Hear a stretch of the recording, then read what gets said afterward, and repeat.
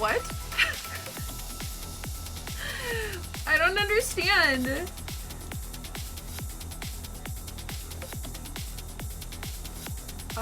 You know what? We're that's fine. That's fine. We're just gonna pretend that this isn't an issue. Hi.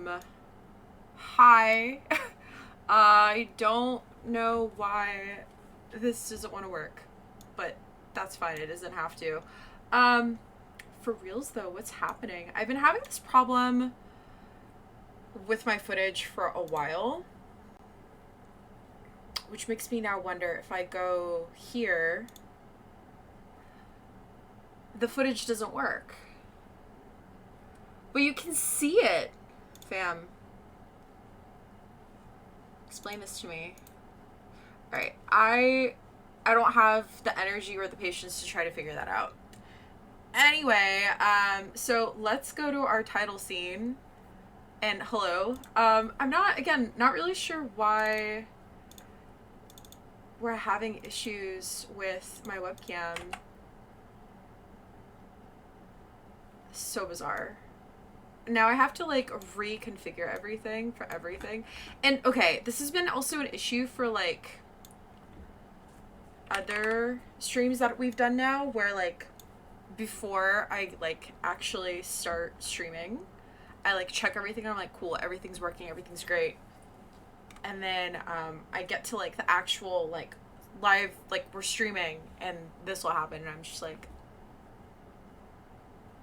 why do you hate me? Anyway, hello, it's been some time since I've done some streaming. My birthday happened, we were at Anime Expo, I was in San Diego for Esri doing bullshit, and I'm just like all over the fucking place. So I'm here now. Hello. As you guys know, I normally stream on Wednesday, so I will be back on Wednesday. We're going to still be doing the Final Fantasy VII series. But I just felt so guilty, and I meant to stream last night, and I'm just like, I'm just going to stream tonight, and we're just going to go with it.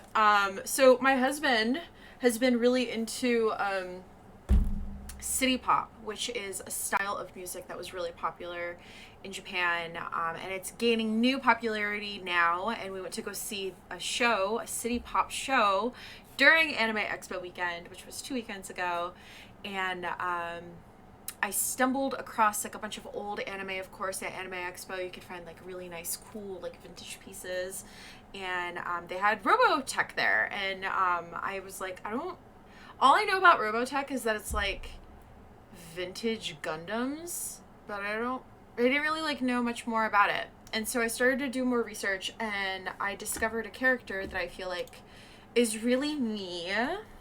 And her name is MinMei, and I guess she was like a pop star in the Robotech world, but I don't know a whole lot about her. So we're gonna watch a little bit of MinMei performing, just because I think it's really important to have references. Get this over here. Get over there. Oh god, I made that too small. Okay. So we're gonna go into this mode, and we're gonna minimize this, and we're gonna maximize that. Oh, and of course my camera is like not working. Hold on. This one too? That ass? What? Oh, that's right, because I haven't moved everything over. Okay, hold on. Hold that thought in your hands. Hold that thought in your hands. Test. Okay. We're doing the song and dance of my video. Man, I really seriously don't know what's wrong with us lately. We're just gonna scooch. Good enough. So I was looking at this footage, and we're not gonna play the song because I don't want to be copy stricken. But I just thought, like, how cute, first off, how cute is this dress? Absolutely adorable. And this will also be a really good opportunity to talk a little bit about why characters were designed the way that they were pre-90s, or even in the mid-90s. Characters were designed in a very specific formula. So there's a reason why you didn't have a lot of characters with big ruffles like this, as opposed to now where anime characters have a great deal of ruffles. And also something that animation still has, but is especially predominant in this era, which is like the 70s and 80s. And now, again, still with anime, is that they'll have these moving, zooming backgrounds. You'll notice there's no animation happening here, right? The movement is coming from the pushing in of the camera or a pan. And oftentimes, and you can really see it here, and this is something that they still do in anime to this day, it's just moving mouths. So you'll have these really complex characters in Japanese animation that have all of these different layers of like clothing and all this really complex hair, and the way that they're able to get away with doing that on the cheap is by just animating the mouth or doing something that's called on fours or on sixes, where you just have, you know, a little bit of movement here and there, and then you, of course, you're going to repeat animation. So anyway, I thought we're gonna do this dress. I think it's really fun. I also love this background. I really want to try to mimic it. This sort of like red. Do you remember those like popsicles used to have? I'm sure 7-Eleven still has them. They were like the cherry flavored ones. They were like this tall, and they're like pretty thick, and they were like just like the best thing to have on a hot day. Like that's what this like background reminds me of. They were like orange and red and yellowy. So okay, first we're gonna start, you know, I feel like I really like this pose, so I think we're gonna do a pose that's a bit similar to this. And then just kind of looking at sort of our references here. I love that a lot of anime has these little, in sort of modern anime, they call it the aho hair, which is if there's a really big hair here, then it means that the character's stupid or dumb. But I love these like little like, boop, the little like plant hairs in the back of their head. Love that. So yeah, I'm just kind of going back at my references again. Kind of looking at how high that slit is up the side. So it's a 2-tiered dress. It's gathered at the waist. This is very 80s. I think this show is from the 80s. It's a very 80s looking show, and of course the outfits are going to reflect that. So I'm pretty excited. I think this is going to be a really good time. Of course, as usual, my video does not want to work. My iPad also doesn't want to show. I'm just like a mess today. I swear to God, like before I started streaming today, I like set everything up properly, STG, and now nothing wants to work, and I don't understand. Why is nothing working? Oh, I know why this is not working. Okay, hold on. This is not working because of that, which is fine. There we go. Okay. Bam. All right. So I'm just going to kind of go back into my footage to take a look at her posing. And then let me just double check. I feel like, okay, I've been burned so bad now by like my computer that I like don't trust anything anymore. Okay, let's unplug my pencil. Hopefully it's charged. Yep, it's charged. So I kind of use the same pencils every single time. I always use the wet pencil. You can find it in the Red Hen Gifts from the Fairies. There's a couple of other brush sets that I have that use this pencil. And I'm just going to kind of block out sort of the space that she's going to be existing in. And I think I'm just kind of gonna, let's see, gonna plot it out, because she is, from what I can tell, she's like an idol or a pop star, so I definitely want to have sort of the accoutrement of what being on stage is gonna look like, right? So that's gonna be step one. Step two, I'm just gonna kind of block out her pose, and I think I'm like almost wondering, like, do you guys remember those disgusting portraits that people would have in like the 80s where it's like their face is like in the background, it's kind of blurred, and they're like always, it's like a 3/4 view, and they're always like like that. But then in the foreground is like the person, and it's usually like a cowboy shot, so it's like from the thighs up, or it's like a pretty decent close. And so it's like an upper body shot, and they're like, I kind of want to do something that's a bit like that. I think that'd be really fun. So how about I'm going to kind of cheat her. Let's see. Let's cheat her a 3/4 out. Even though in my reference she's straight onto the camera, I always find it more interesting to always have characters 3/4 out. It's just creating more visual interest and energy in the pose as well. Maybe we'll kind of like put that left hip of hers out a little bit. Kind of do something like this. So remember her outfit's gathered at her natural waist. And then kind of do some sparkle poo around her. I kind of love the idea of like she had just moved to the left, and now so her hair, her bangs, her clothing is going to follow the momentum. This is called follow through action. As if she's still traveling to the left, but her body is now moving to the right? Because like that was like a big thing in the 80s, is like everybody danced like this because nobody knew how to dance, and they wouldn't let black people on TV. So everyone thought that that's what people should dance like, just like awkward white people, right? So she's definitely gonna have that like awkward white people sort of dancing. So her momentum of her clothing and her hair is gonna have that follow through action going this way, but her body, she's already kind of gearing up to start moving in the opposite direction. So her body's gonna be going into the other direction. Maybe have a foot. Hold on. So if that foot is here, that. I'm just trying to figure out what's gonna look good.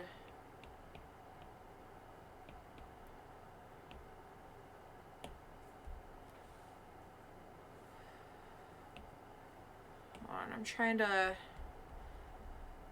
making my peace with God right now. Hold on. If her hips are this way, yeah.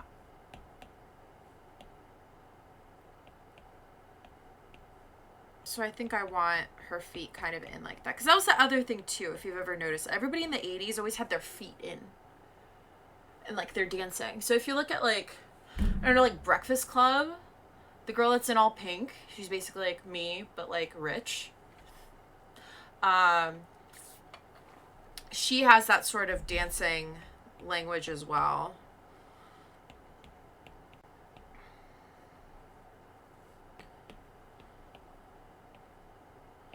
I almost want to do that. Hold on. I really should have done a warm-up drawing, because now I'm all... Yeah, we're going to do this.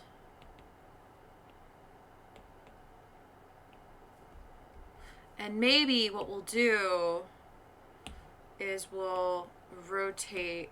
Yeah. So her upper body is going to face the directions she's going to be going in, but her hair is going this way. Does that make sense at all? And that way we get sort of those S-curves that I really love in my work. And like this is kind of why... Yeah, there we go. And this is sort of why we want to work in really rough, shitty ass drawings. You wanna keep it loose. I think this is gonna be like that. This is gonna be like that. You want to keep everything loose, because if you decide that you want to change something or something's not working, you're not going to be super precious about it. If you overcommit to your drawing too early, it's going to be a shit drawing, and then you're going to be even more upset because you're going to be farther along in the process, and you're not willing to come back from it. All right, I'm trying to find, there's like a couple of shots in here. There she is. Ooh, I love this. Okay, we're gonna do this. So to just have a different color in the background. And I just kind of like love this little pose that she has in this shot. So I'm just going to kind of replicate it.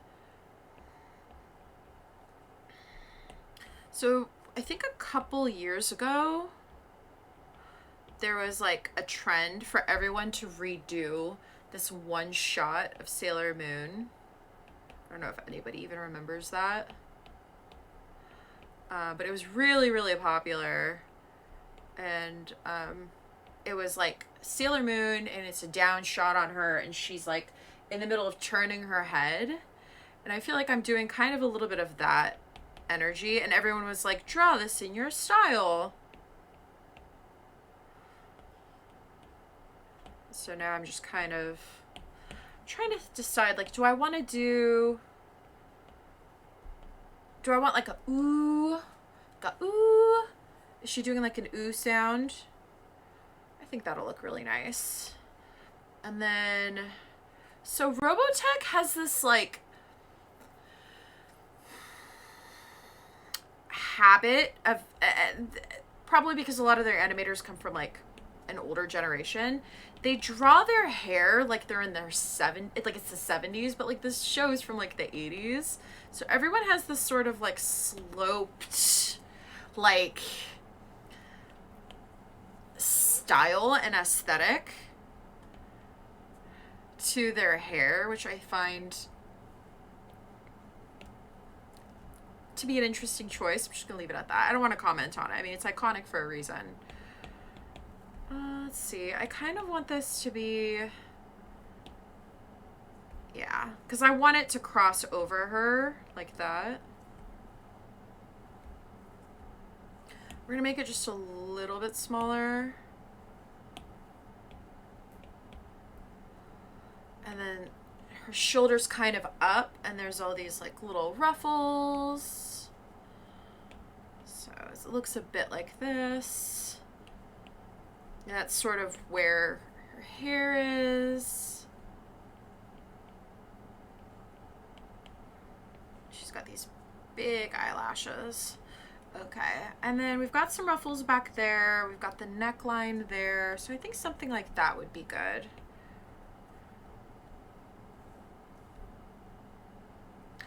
All right, so we're just gonna take a look at our composition. I think scooching her over just a little bit, kind of erasing that line out. Kind of maybe even, like she's kind of putting her own hand into her own mouth. That's kind of fun. Maybe even make this a little bit smaller. And then we'll scoot this over just a bit more. All right, now what we're gonna do is we're just gonna collapse everything into one layer because it's our sketch layer. Nobody cares about it. And this is something that we did back at the studio, is we would just put a big white layer over everything rather than taking down the opacity on anything. That way we just have like a nice blank canvas to work from rather than like noodling with the different opacity layers for everything. And then I guess from here, I'm just gonna start building out forms and see how we feel about that. So I'm going to a shot. Nope, I lied. I'm not gonna do that. I think I'm gonna just double check my work a little bit here. So this dress that she's wearing, right? So we have this upper body, that's the chest, it's her shoulders. This is going to be her hand holding her mic, going like that. This hand is going to come down this way. So this is something a lot of young artists don't think about, and I still struggle with, and I have to remind myself of it. This is the upper arm length. This is the lower arm length. And you always want those proportions to be the same for both hands. So you'll notice here I actually had to fix it a little bit because I was a little short. And it's something that as you get older and you become more mature in your career. Hi, Dag! As you become more mature as a designer or as an illustrator, these are little things that you like pay attention to. Dag, I'm drawing Robotech. Aren't you proud of me? He's like the resident 80s lover.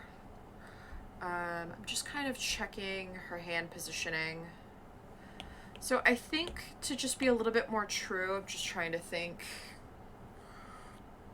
just to keep sort of the shape that she has in this shot from this video. I think I'm just gonna change that just a little bit.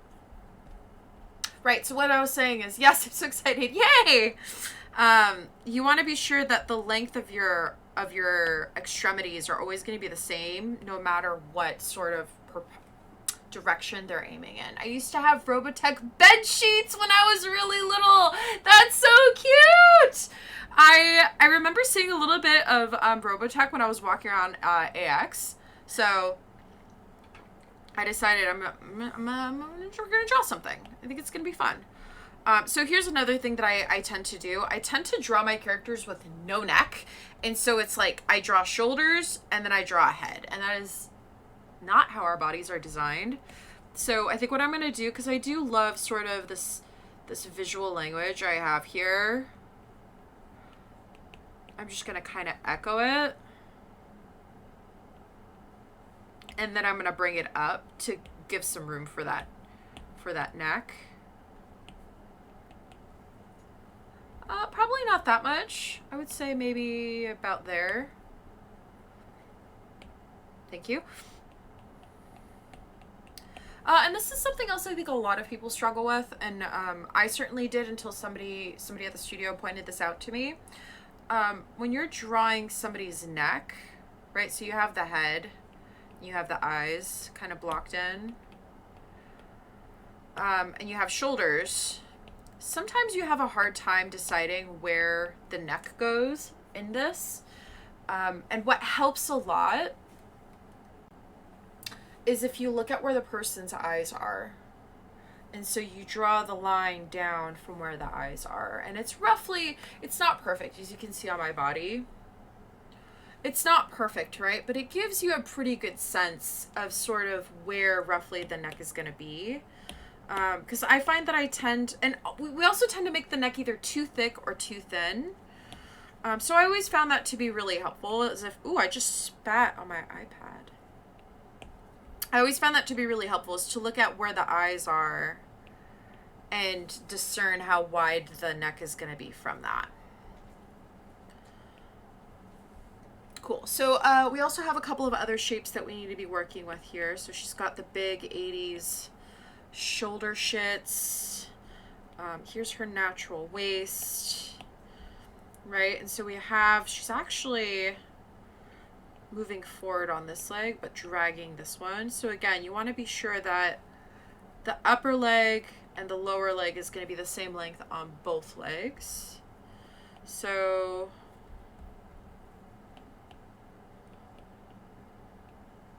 like that. And then kind of a point, I think, is going to be fine for this ankle. And then she's got these like really cute, lovely ruffles on her dress. And she's got 2 tiers.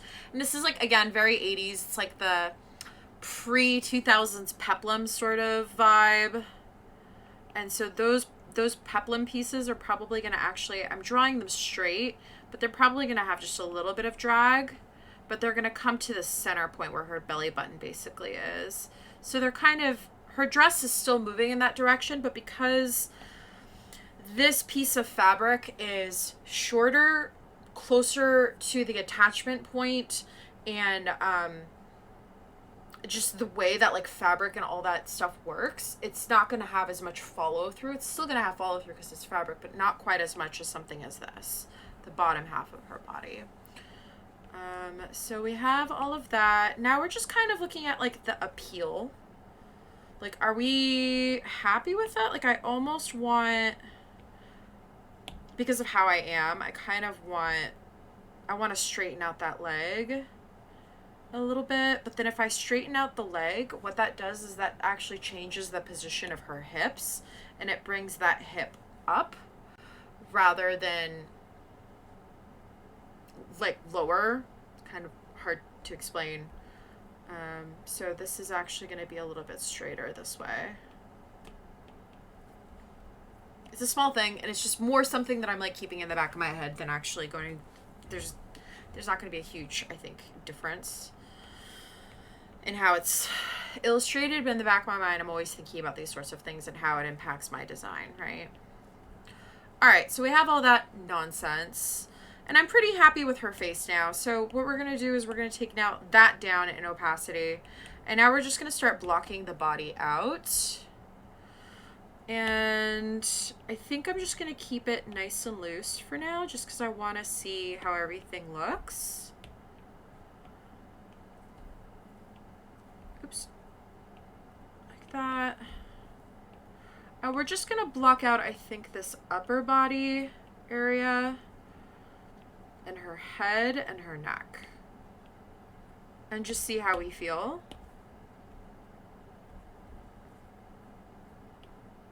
A little bit more. Right?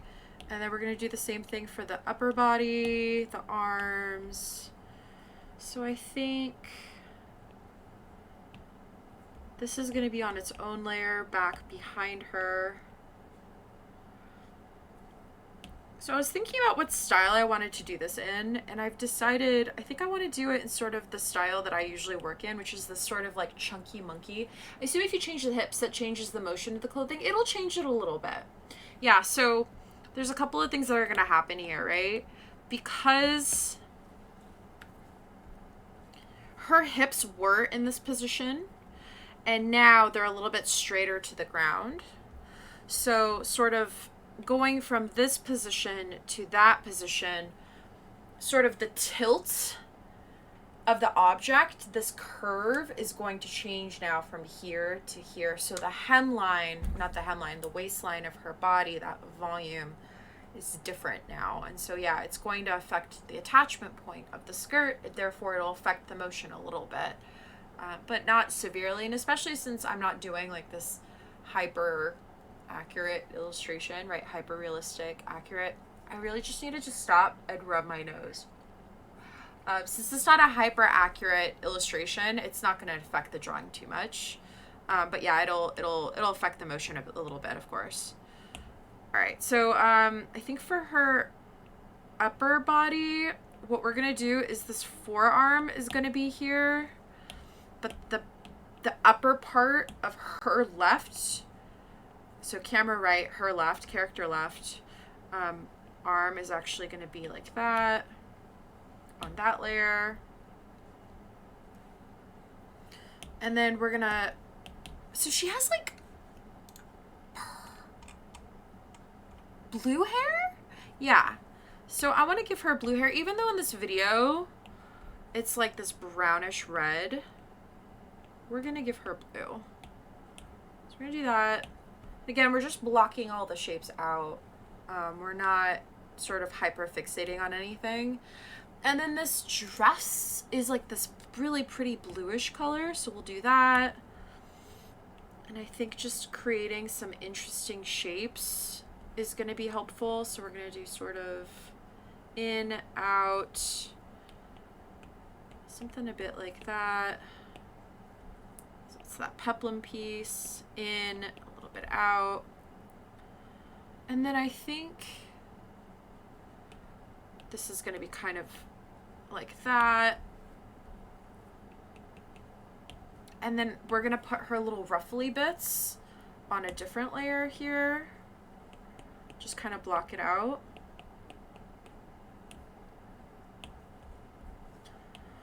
This outfit is so 80s, it kind of hurts me. 80s, what terrible time for fashion. There we go. So we'll do the same thing for this layer. Here we're just going to do a darker blue because I want to be able to see sort of the volume of the ruffles that I'm doing. And I'm kind of doing that like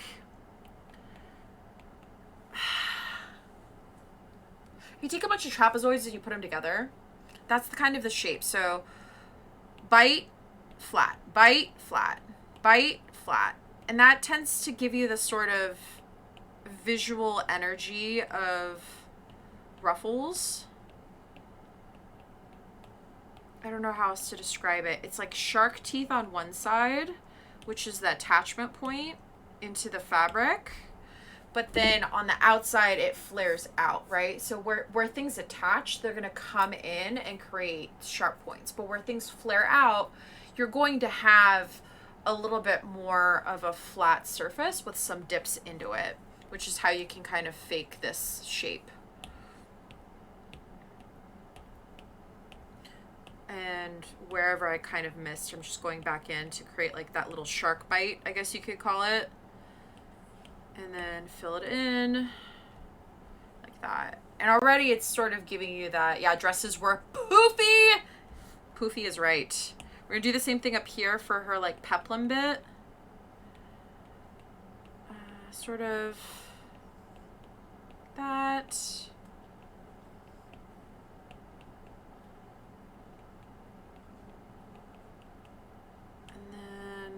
That. Right, so we're just trying, and then just FYI, this is where the shoulders are, right?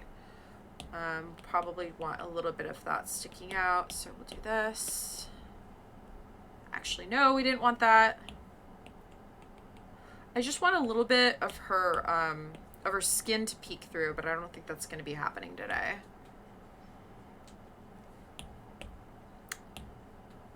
My iPad really said not today, Satan, and honestly, fine. Whatever my iPad wants, it gets. So we'll do this and this, clear, and then we'll go back in and fix sort of some of these volumes. I think just a little bit more of that shape that I was talking about here. Dag, you know what I've been really wanting to play lately? I've been really wanting to play Breath of the Wild. I don't know why. Like, I've just been wanting to play Zelda lately. All right, let's block out the microphone. And I think we're going to just do sort of this shape. And on the hand, we're going to mask out sort of where I think it's going to be. Like that, right? Because it's coming through her hand. It's really hard to tell what's going on with her feet. Oh, never mind. There's actually a really great shot of her shoes in this. Okay, so we're going to go back down here. And we're going to do a clipping mask. And we're going to clip mask into her feet to kind of block out where the little strappy parts are. So they're going to be a bit like this. And then I think on this side it's just going to be straight across. But to kind of give the illusion of the strap, this will make sense in a second, we're not going to go straight across. So that's how you can kind of give the illusion of form. I'm 85% done with my playthrough. Well, why did playthrough get capitalized? Because you're 85% done with your playthrough! People need to know. Are you playing through again? You are, right? Aren't Dag's redoing all of the shrine challenges, I think? The ones that are in the tree area. The, like, what is it called? The sword challenge. The challenge of the idiot child. I forgot what it's called. Okay, on this back layer, we're gonna do the bottoms of the shoe. Kind of block it out. We're really doing, like, I'm kind of living, oh, actually her toesies are supposed to be showing, sorry. I'm kind of living for this, like, really, like, hard-lined, like, aesthetic that we're going for right here. So before I forget what I was saying, what we're trying to accomplish here is sort of this illusion of form. Trial of the Sword, thank you. Dag's doing Trial of the Sword right now because he hates himself. All right, so what we're doing is we're trying to block out all of our shapes, right, in this composition. The reason for that is if I start noodling this and, like, really trying to, like, perfect it and craft it into something, but the, like, primary shapes are not working and in conflict with one another and the volumes don't make sense, it doesn't matter how beautiful or how much you work on it or how much you polish it, it's going to be a piece of shit.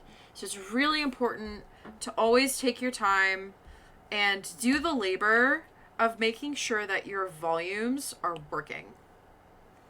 And if you don't do that, you have literally no one to blame but yourself because you're a lazy piece of shit. You understand? So that's why we're doing that now. So anyway, what I was saying was blocking this out and giving this illusion. So here we just kind of have a straight volume of her leg, right? And that's sort of the nature of the style that I use. And after all, this is after all how you draw, right? When we're little kids, this is how we draw people. You have a face, you have a mouth, a nose. They draw the bodies, they draw the arms and the legs, right? I mean, this is after all the basic rudimentary like way to draw a human being. And so to give the sensation of depth, even when something is staring straight at you, you give the illusion of a kneecap, of a shin bone, the ankle, the way that the ankle strap is going to face in relationship to how your eyes are. It's going to be curved here, but where the foot is no longer a round form in this direction, it's actually a flat plane that you're looking at, the lines are going to change profoundly, right? So these are going to be her little toesies down here. Does that make sense? So doing these things are going to really help elevate the way that you work and give a sense of intention and volume. Even if you're working with really, really simple shapes, you can give the illusion, you can give that sort of like taste of what the form of something is. Because then I can go back in here, right? And because I have this main shape, then I can carve this stuff out and it still retains the visual language of clothing that is gathering and bunching from certain points, right? I'm doing the Champion Ballad side stories, which is like 25 new shrines. Damn, really? Is the Champion stuff the one where it gives you the magical stick that like kills everything? I'm trying to remember because I never played it. Well, I've played Zelda, but I haven't played that part of Zelda. I like can't be bothered. I'll like reach a point in a game and I'm like, ooh, yeah, like I'm gonna be a badass. I'm gonna do this thing. And then I actually start doing it and I'm like, I'm not a badass. I don't even like this game. And then I just quit and I don't play it for ages. All right, so she's got this like piece of hair that kind of is like curly.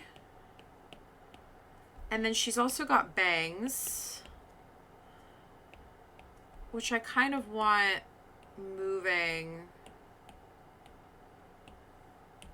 like that and like that.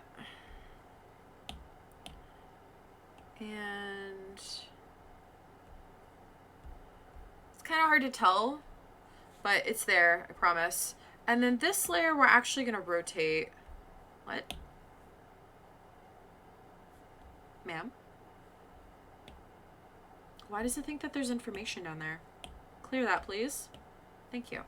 I'm just going to rotate this out just a little bit more.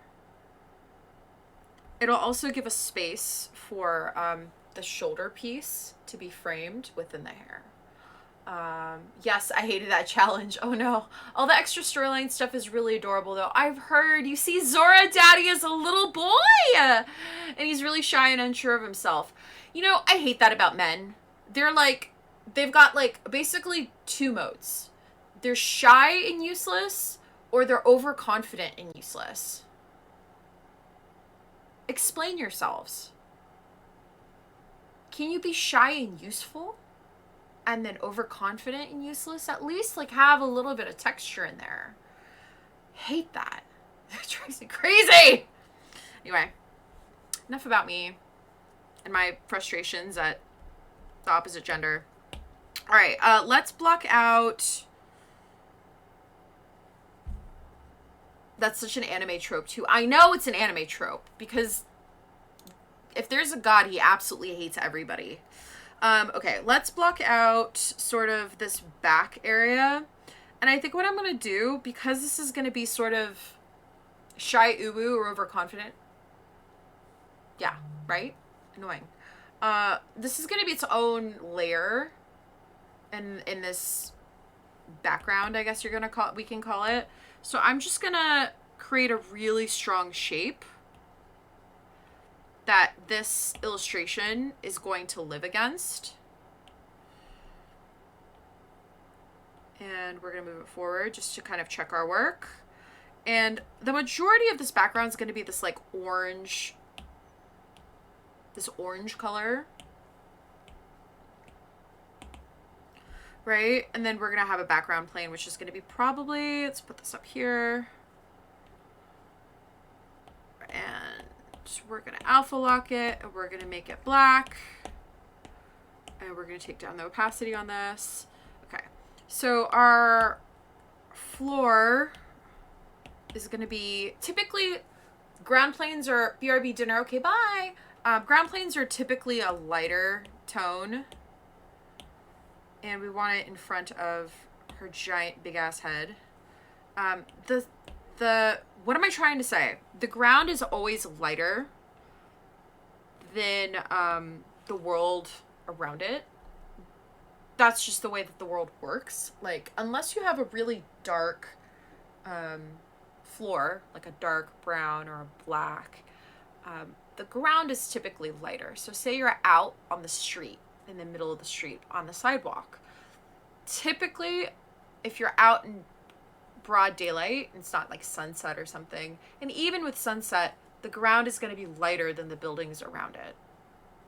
And it's certainly going to be the case on stage because the lights are usually above the stage, pointing down at the stage. So we're going to make the floor a lighter color. And we also know that her feet are going to be this really light color as well. So we're going to pop in a bit of that white. And I'm going to duplicate this because I want it to be a little bit darker. There. That way, we're kind of, again, blocking everything out so that we can have a frame of like how everything relates to one another in our shot. We're going to leave this giant orange blob as it is right now. I'm not going to go into it. And I'm going to start working on these little detail pieces, right? So I'm just going scrubbing through my animation, looking at my references.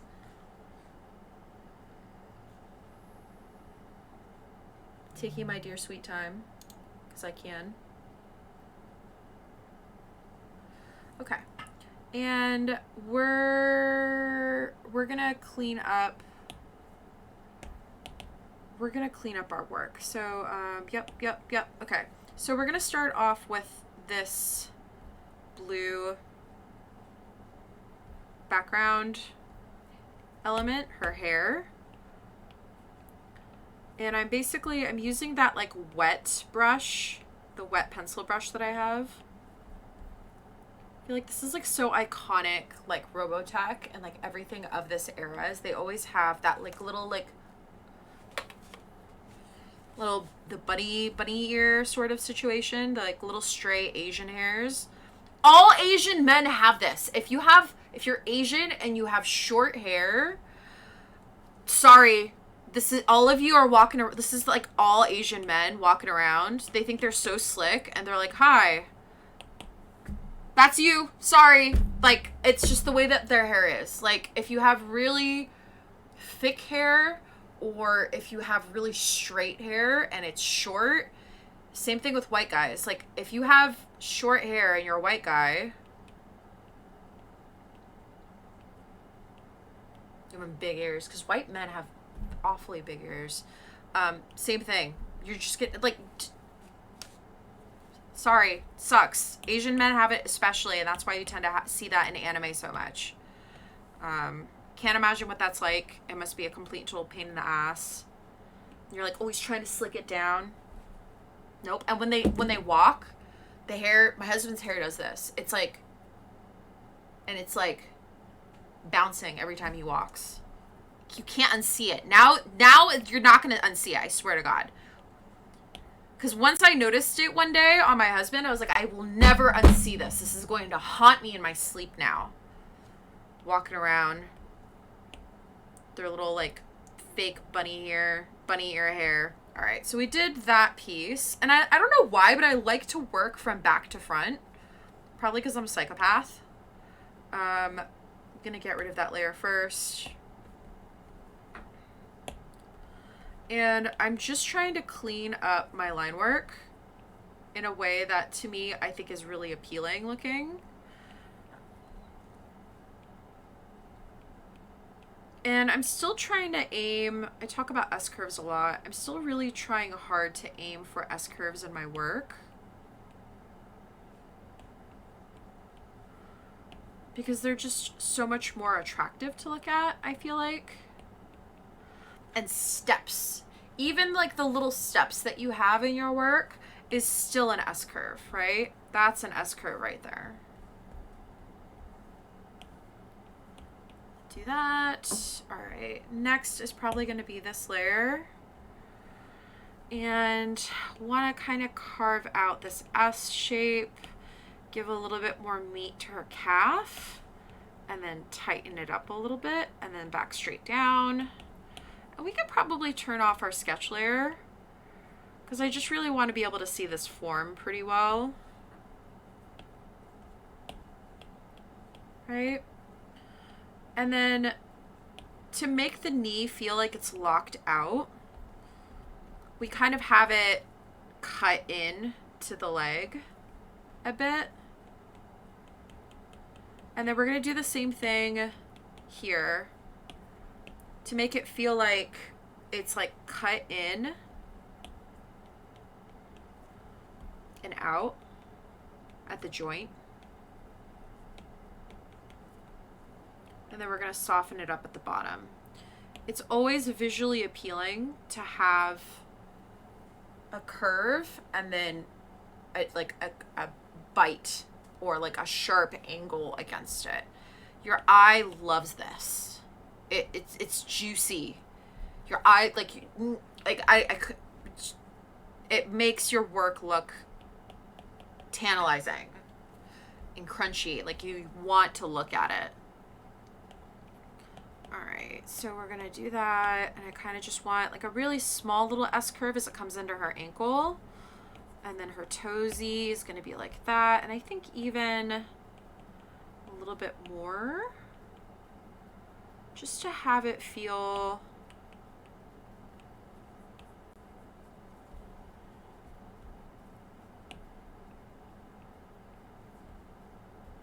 nope, too much.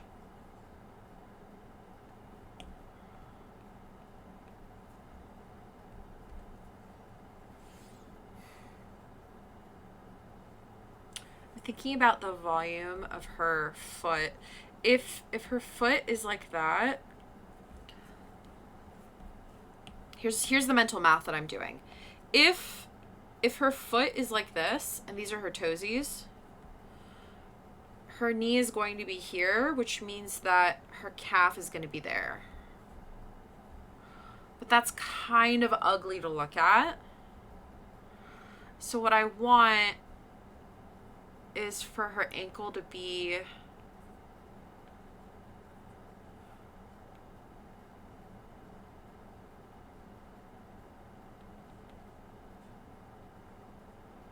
yeah, because I want the calf to come out, which means that I need to break the ankle just a little bit.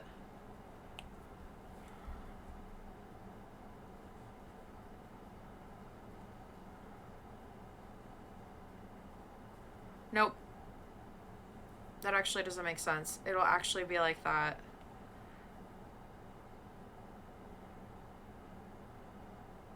But what I want is this shape, which means that her ankle would be more like that.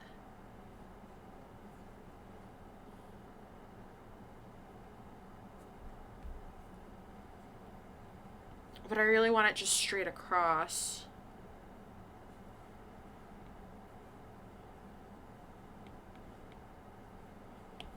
I just want it to face the camera. But then it just looks like... Ugh.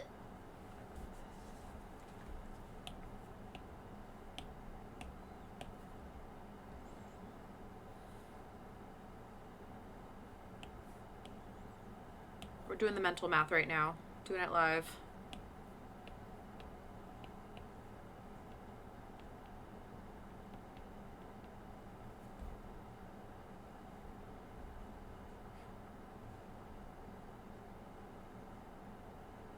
It looked so good when I was blocking it out, but now that I'm actually like trying to solve it, it doesn't look good. And I'm trying to decide, because I'm doing this stylistically a certain way.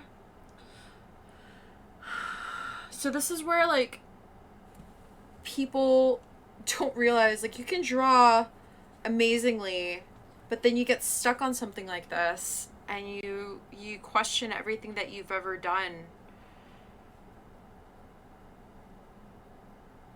and ever designed. You know, I want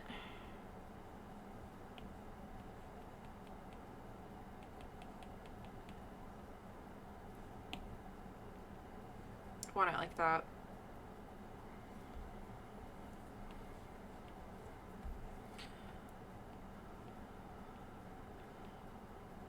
There you go.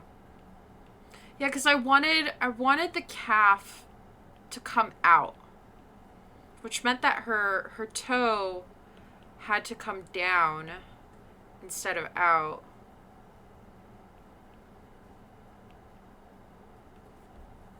Like that. Does that make sense? I know I'm just talking to a void, but like it makes sense to me. And I'm the only one here.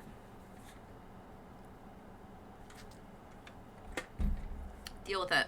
I think what we are going to do, though, is we're going to have a little bit of a divot just to really overemphasize that. This isn't making any sense right now, which means that we're going to have to open this up so that you can see that divot.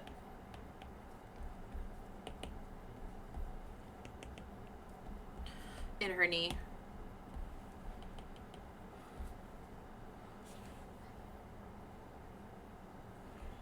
It makes sense in my mind, I promise. All right, we're gonna pick up this layer. We're gonna pick up that color and just clean up this layer a little bit.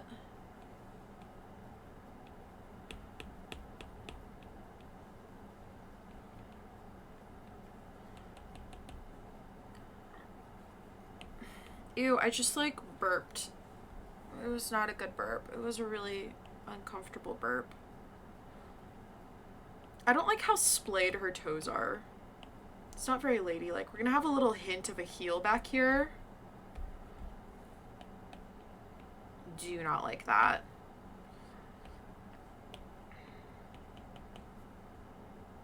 Miss ma'am. Put those toes away. There we go. That looks so much better. I am no longer questioning the validity of my paycheck.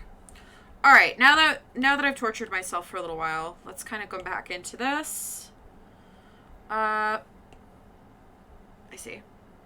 We're gonna do that, and then here, I'm just kind of trying to think.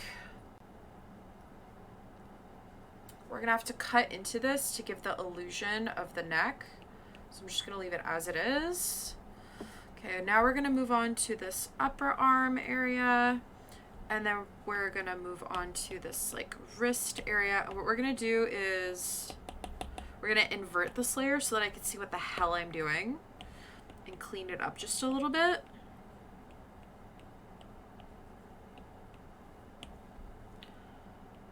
Like that. Somebody texted me? No, it's Facebook. Kind of tighten this up. It's a little tough because this thing is so dark. Let's kind of hide some layers so that we can see this better. Soften up her hand just a little bit.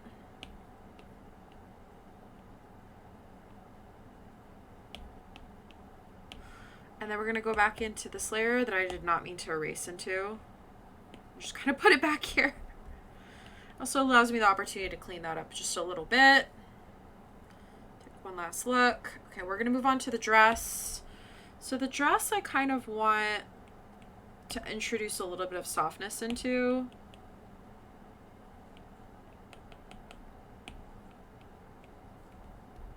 Just round it out. I don't mind that the rest of the drawing has... I'm actually going to tighten that up because that's all going to be ruffles, I think. The dress is an organic, flowing shape. And so we can kind of cut into it just a little bit.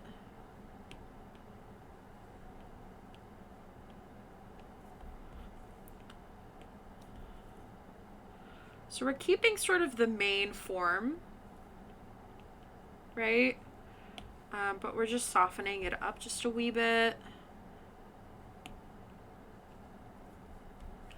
And then we're going to tighten that just a little bit. And then back out.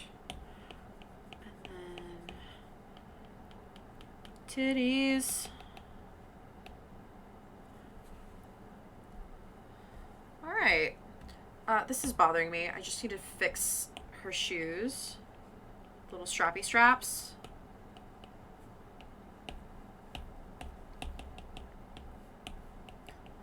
That. Just couldn't look at that for another second longer. And then round that out. That.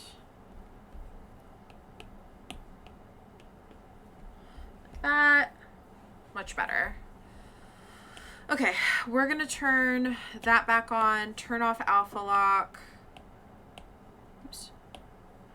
And then we're gonna turn down the opacity just a little bit and kind of just start carving into it.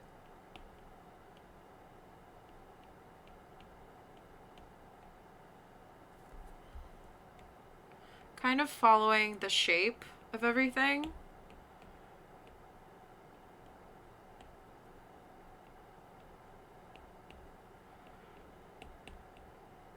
And what I want to do is create a shape that's evocative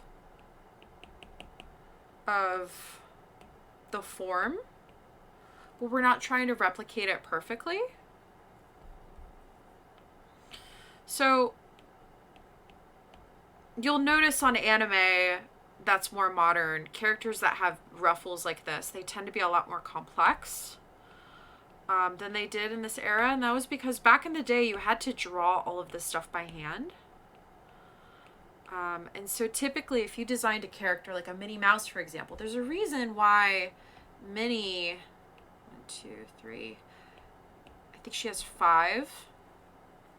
There's a reason why Minnie only has so many ruffles in her skirt, because you have to draw every single ruffle. You have to keep track of every single ruffle. So these really complex characters in like the 70s and the 80s, if they had super complex like armor or ruffles or whatever, the character basically couldn't be animated aggressively because you didn't have the manpower.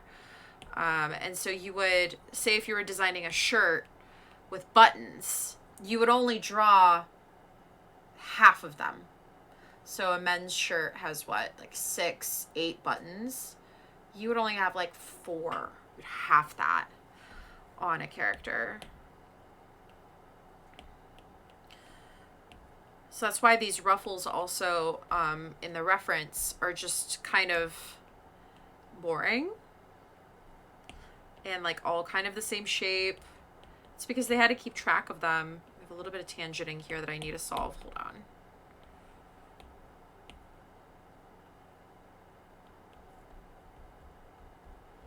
I think that'll be fine. That'll be fine.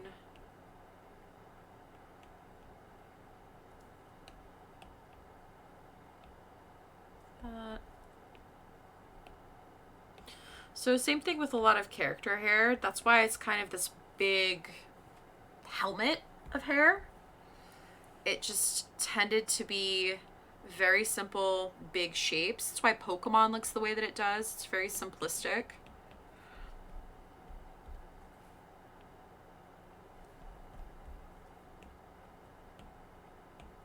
Just kind of thinking about the like different ruffles that are going to be in here.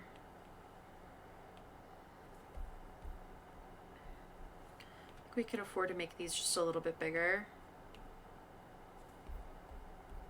And then I think she has a bunch across the front. I'm just gonna block out now. And then we're gonna solve these by doing that. And then I think what would look interesting is if it cuts in just a little bit into her, like that.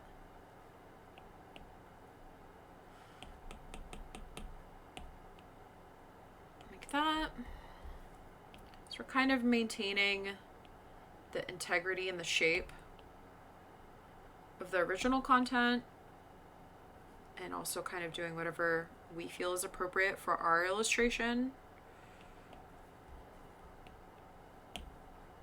Okay, take the opacity up to 100.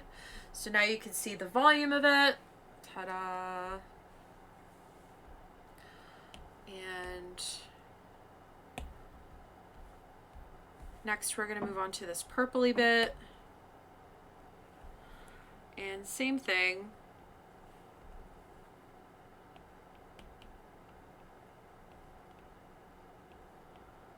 So in the anime, she's got these sort of like tube sock ringlets. Because again, that's just the nature of how animation was at the time. Nowadays, assets like... I was doing all this on the wrong layer.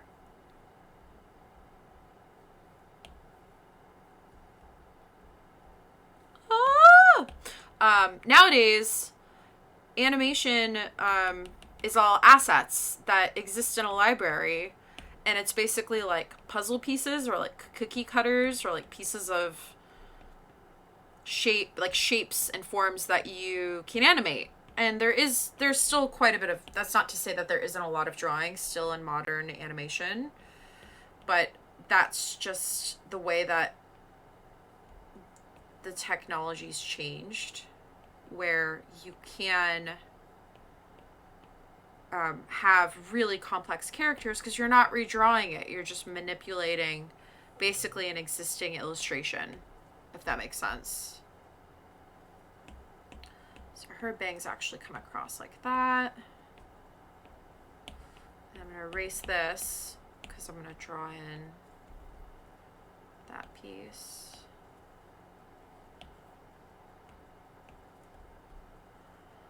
And then turn that layer back on so you can see it blends together really well.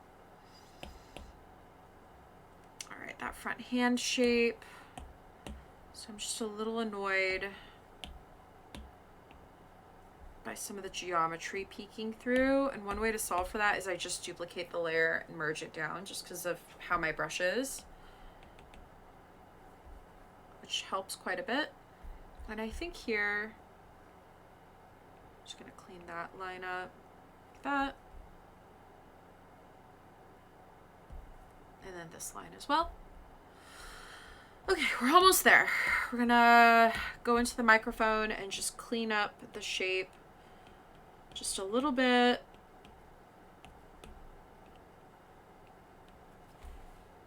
All right. Now we could do a little bit of coloring. So we're gonna clip into this shape. We're gonna tell it to multiply. We're gonna grab this color. We're gonna turn my line work back on and multiply. Thank you. So doing that allows me to start blocking in sort of all of the different values and give sort of the illusion of like shadow and depth. And I could also pull the different assets apart easier now. We're going to do the same thing with the dress. And in fact, the dress, I want it to be a little bit more here. Oops. There you go. And then we're going to fill that layer. And then we're doing the reverse here because I want it to look a bit more white.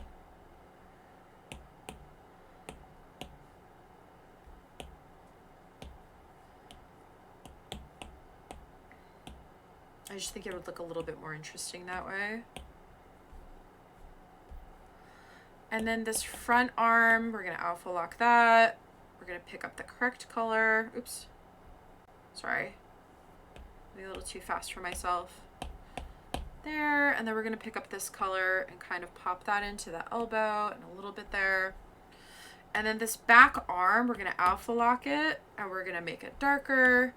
The front hair and the back hair, we're gonna make the same color. So we want this purple that's in the foreground to be the same as her bangs. And then I'm gonna take this like bright blue and really gently kind of buff it in and kind of scratch pad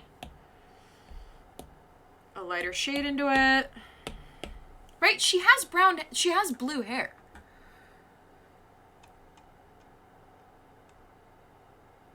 It's blue in my reference here, so we're gonna keep it blue. Hair, blue. Blue. Keeping it blue, goddammit. We're gonna do the same thing here, just have a little bit and kind of scratch, texture it in, like that. For her eyes and face, oh actually let's alpha lock that and bring some of this blue into her shoes.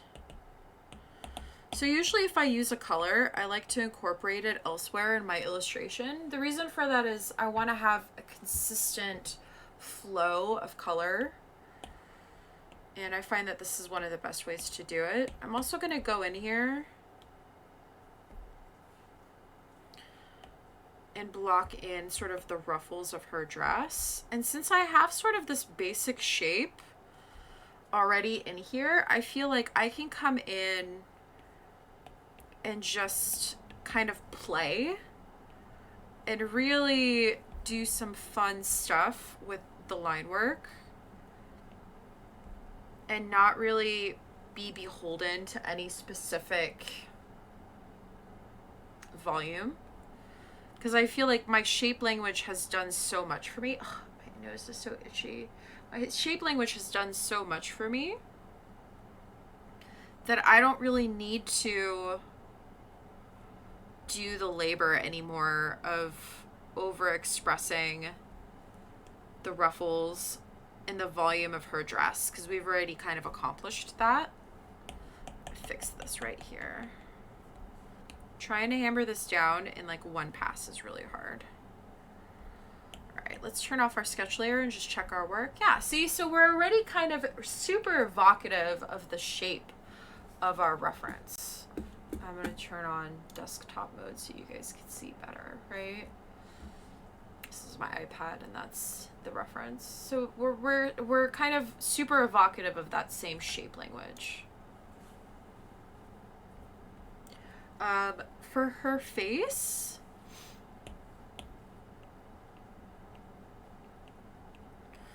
we're going to do her eyes. I think, hold on, let's see what the internet has to say. Eyes are supposed to be a light green. So we're gonna do the whites of her eyes.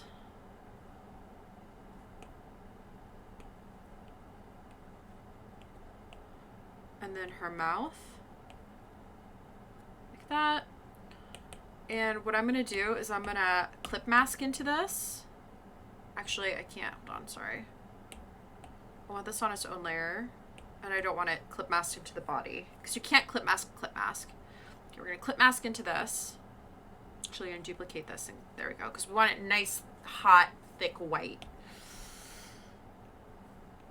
And kind of clean up that shape just a little bit. And now that we've clip masked into it, we're going to draw her teeth, but actually we're drawing on the insides of her mouth, right? And then we're going to draw her eyes, which is supposed to be this light green color.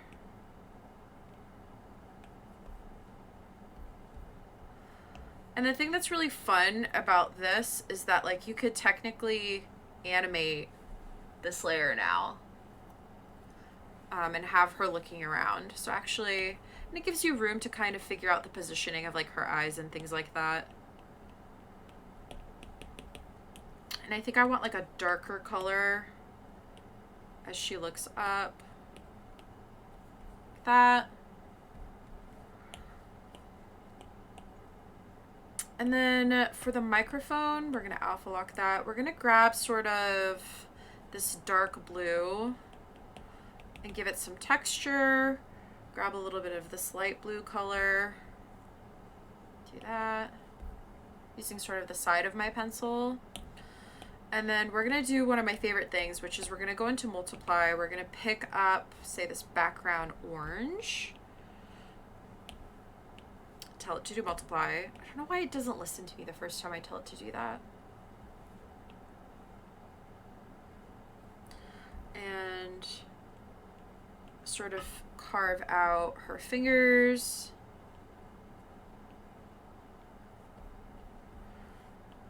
The details in her hair.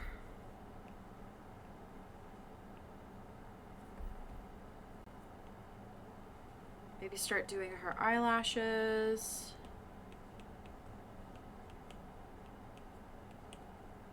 Her nose. Maybe her chin a little bit, just to give her a little bit more information.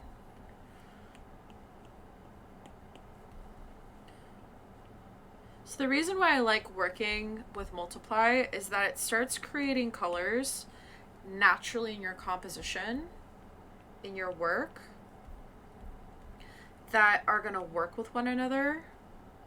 So you're not laboring over like the perfect color for your line work, or the shadows that you need, or the details that you're putting in. It's just kind of already doing the work for you.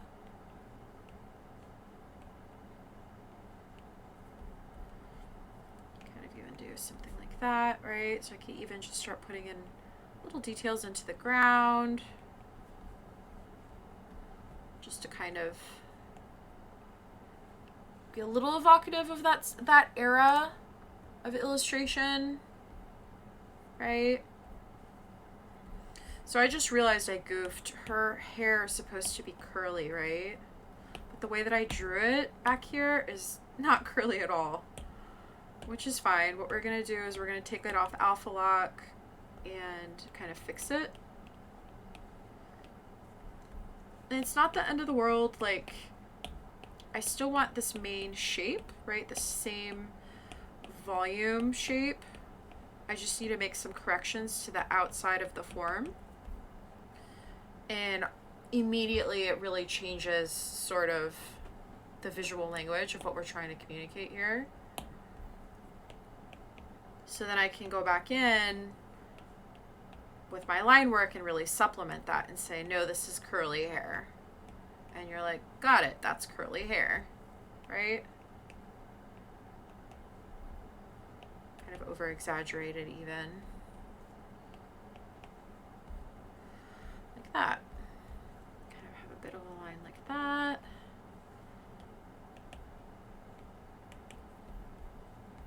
I don't know if I want to have these lines down here that do that.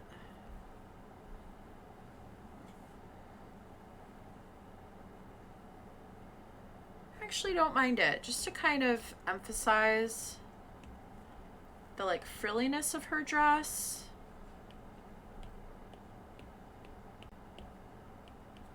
That. Yeah, I don't hate it.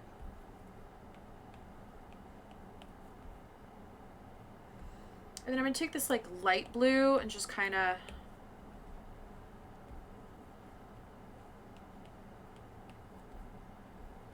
see. I want to give it the sense that like the dress is swooshing out. I'm trying to decide how I want to do that. Add some more volume there. And then I'm going to go back in with Color Dodge, and I'm going to just try the pink of her skin and see how that's going to feel. Pop in some highlights. So the reason why I really like choosing like a warm color for highlights, especially like a pink, because against the blues it makes this really beautiful color. And then against sort of the lights, the warm colors, it creates this yellow, which creates warmth. So it feels like a win-win. It'll create white where I need it. It's just all around feels really successful in what I'm trying to accomplish. It really creates that like glowing ethereal energy that I want. I'm gonna make her shoes sparkly because I can. She's a pop star. She can have sparkly shoes.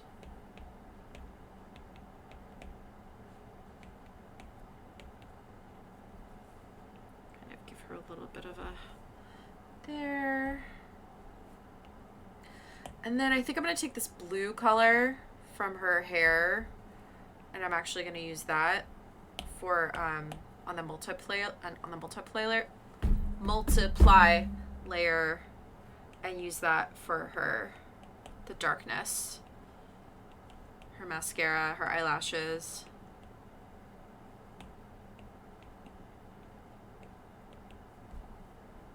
That really makes it pop.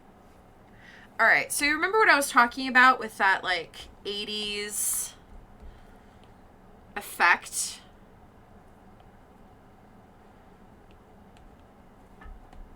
Of like those like weird 80s photos. We're just gonna do the line work. Let's put that bottom layer in. I'm gonna do it on a different layer. And kind of block it in.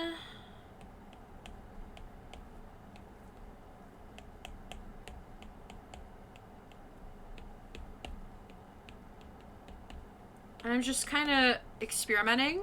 I don't know if this is actually what I want to do.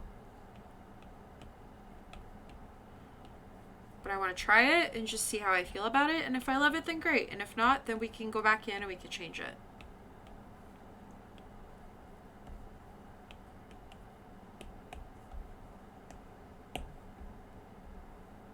All right, let's see how that looks.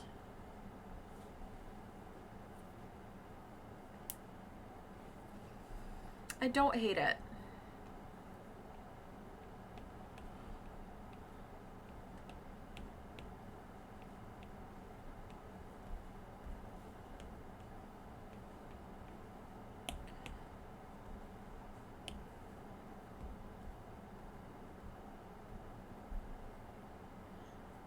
I think we're gonna keep it.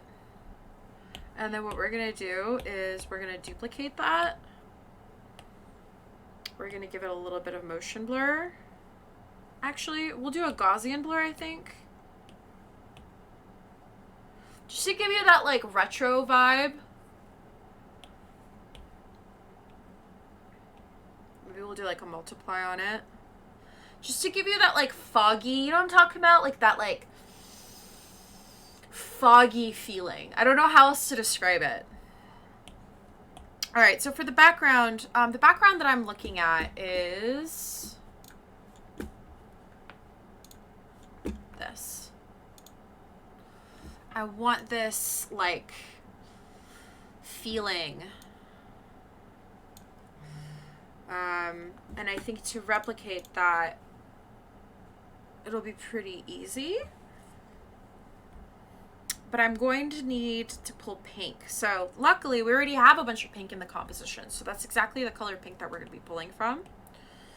And let's see what I have. Let's do kind of this color first, kind of smush it around. And then I think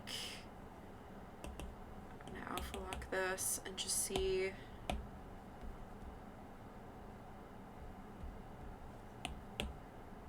How would it feel if I did this? Hold on. I want to change it to, don't know if hue's going to be the color that I want. Oh, yeah, it's actually not too bad. It takes it a little bit out of that red space. I think that that's fine. And then above all of that, we're going to use my Sailor Spoon brushes.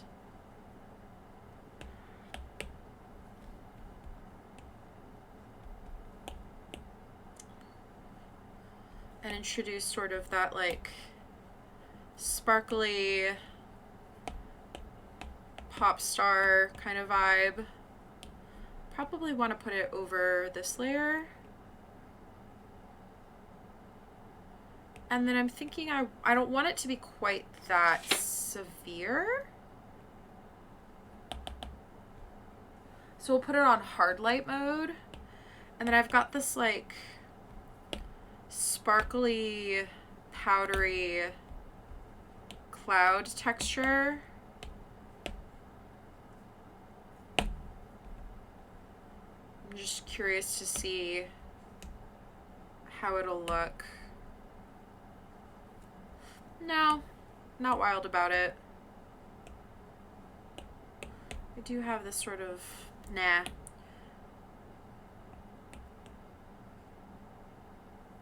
Nope, don't like that either. Let's go to Sparkle Poo. This is another one of my brushes. And we'll make this a color dodge. Let's see.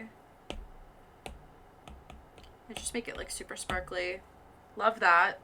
And then I think for her feet, because her feet are getting completely lost, we're going to do a clipping mask into that. We're actually going to go back to the Sailor Spoon brush. And I have this brush that, I don't know how else to describe it. It creates straight up and down lines. And it feels very 80s. 90s animation. It just has that like aesthetic that I really love from like Sailor Moon. And then kind of blend it out just a little bit because I just want her feet to show. My husband's calling me. I don't understand what he doesn't understand of. I'm streaming.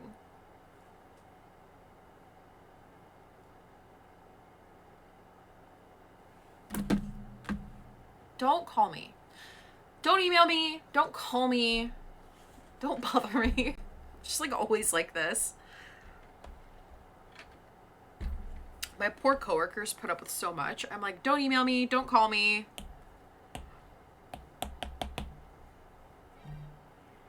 Nani?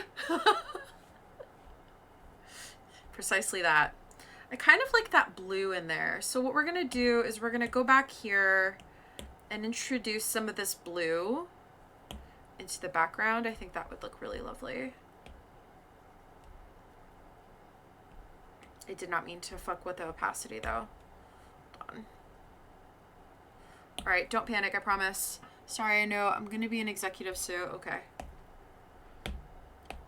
And I'm really not trying to commit the blue permanently into the composition. I'm just kind of experimenting to see what I want to do. Like, I feel like it needs a little bit of it. It doesn't need quite that much. So let's try sort of this brush. There we go. And then we're going to alpha lock. We're going to mask this. We're going to invert the mask. And then we're going to go into a soft brush. And we're going to kind of reintroduce it. And then go in with like a overlay or a hard light. Maybe even a hue. Or color. See how it feels with color dodge. Color dodge is going to make it yellowy, I think. Yeah, no. And also, I really hate what I did there. We'll do that. I feel like that works. I'm pretty okay with that. Let's even bring a little bit of this like pink to this corner. Too much. Like that. All right, I feel like the last thing that this needs is like the iconic like me thing, which is like this like sparkle poo effect. And the way that I like to do it is with luminance. And we're gonna go into color dodge.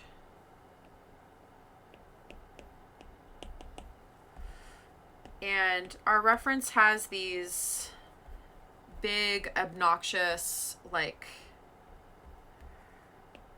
star-spangled things. I don't know what else to call it. These, like, big, blown-out, like, sparkle poos in the background.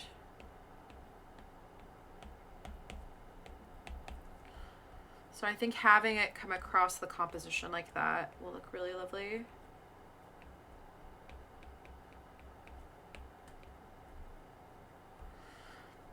And bringing it into sort of these little elements that are supposed to be like the sparklies of her shoes.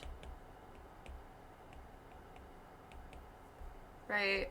Things like that. Maybe even the microphone has a little bit of a sort of the edge of her dress, wherever it's catching sort of the stage lights. And then I think the last sort of sparkle hearts, lens spikes. Yeah, lens spikes. Yeah, you know what I'm talking about? Like the 80s and 70s had it. All right, we're going to do screen, I think. And we're going to do green. If it'll want to do it, though. Color dodge? Is it like too... I think this might be like too violent. Clear it. Yeah, because I could see it. What if we just have it as a normal layer? Hold on. Or as an overlay. Yeah, that works. So this is kind of like the stage lights, right? They're usually hung above. Just kind of have those as circles up here. Maybe we could have a couple down here. So yeah. And light streaks. Light streaks! Light streaks. We need a light streak, I think. I know exactly what you're talking about. We need like the... Yep. We're gonna do this like hot pink color again. And then maybe do a color dodge. These. I know exactly what you're talking about. Maybe have some in blue.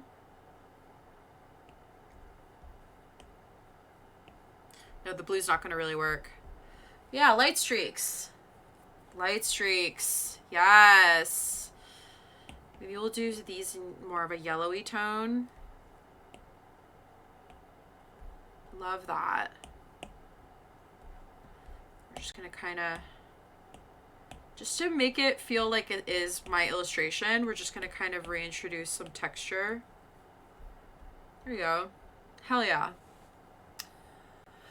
I think the last sort of bit, again, to make it feel like that 80s vibe, is if we copy and paste the canvas over everything, right? And then we blur it just a little bit.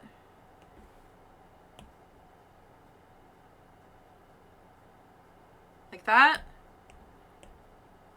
And then take down the opacity just a bit. And what that does is it gives you that like really shitty like 80s TV vibe. Like I don't know how else to describe it. What you can even do is you can take your line work and pop it on top just to give it a little bit of sharpness in those areas, right? Because it was always, this era of animation is always super blown out. Your whites are too hot, the darks are too dark.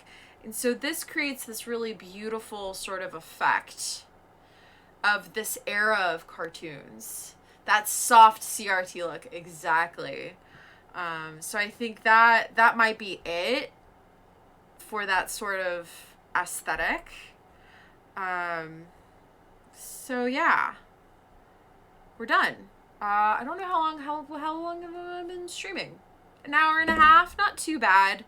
I think if I wasn't talking, this would have easily been done in an hour. But yeah. MinMei. I need to watch Robotech now. Like I was looking and I was like, ooh, this is a character I can get behind. It's so cute. Yay, thank you. Maybe I should turn this into a t-shirt or something. I think that'd be really fun. Or like a mug. I'm in love. Hell yeah. So yeah. I hope this was fun and interesting. I feel like I always say that. But it's the truth. I want you guys to be happy and to be living your happiest, best lives. So yeah, I think that's gonna be everything. We're gonna go to our outro. I love you guys. Bye. Absolutely, we're gonna go out using the party parrot filter yet again.